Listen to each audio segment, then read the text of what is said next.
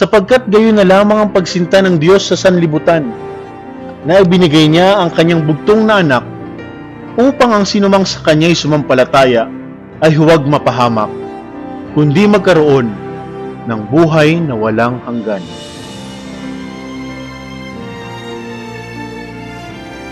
Nalalang sa kapangyarihan ng Espiritu Santo ang katawan ni salitang nagkatawang tao, na pagkalao ay tatawaging Jesus sa sinapupunan ni Maria.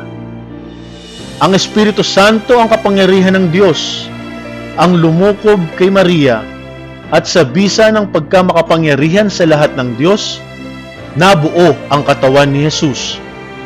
Tunay na katawan ng tunay na tao. Bagamat hindi pangkaraniwang tao, dahil si Jesus ay tunay na Diyos.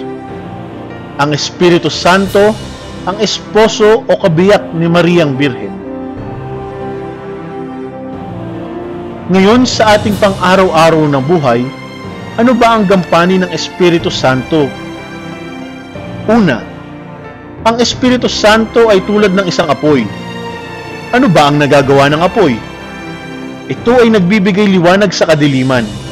Sa panahong tayo ay may problema, nasa kalungkutan o nasa kadiliman ng kasalanan, halina't tawagin natin ang banal na Espiritu upang tayo ay bigyan ng kaliwanagan sa buhay. Ito rin ay nagbibigay init. Sa panahong tayo ay nanlalamig sa ating pananampalataya, nandyan ang Espiritu Santo upang muling pag-alabin ang ating pag-ibig sa Diyos. Pangalawa, ang Espiritu Santo ay tulad ng isang tubig. Alam nating lahat na ang tubig ay may kakayahang maglinis ng mga bagay na madumi. Tayo din mga tao, sa totoo lang, nang dahil sa mga nagagawa nating kasalanan, tayo din ay nagiging marumi. At ang mga kasalanang ito, ang nagpapadumi sa atin, ang sanhi kung bakit may pagkakataon na tumitigas ang ating puso.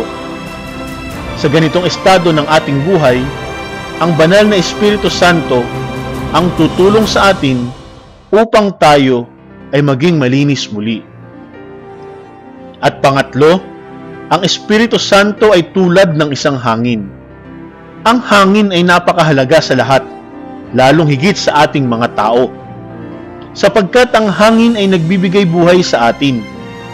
Kung hindi isinugo ng Diyos ang Espiritu Santo, malamang matagal nang patay ang simbahang Katolika. Pero nang dahil sa Espiritu Santo, kaya nananatiling buhay at nakatayo ang simbahang Katolika. Hanggat nandyan ang gabay ng Espiritu Santo, mananatiling buhay ang simbahan at ang ating pananampalataya. Ang misyon ng Espiritu Santo ay laging kaisa at kaugnay ng layunin ng anak. Isinugo ang Espiritu Santo upang pakabanalin ang sinapupunan ng Birhen at maglihi. Ipinapakita nito na ang pagdadalang tao ni Maria ay dahil sa kapangyarihan ng Diyos, at ang gampanin ito ng Espiritu Santo ay nagsimula noon pa lamang una at namalas noong si Jesus ay isinilang lalang ng Espiritu Santo. Bababa sa iyo ang Espiritu Santo at lililiman ka ng kapangyarihan ng kataas-taasan. Kaya't banal ang ipapanganak mo at tatawaging anak ng Diyos.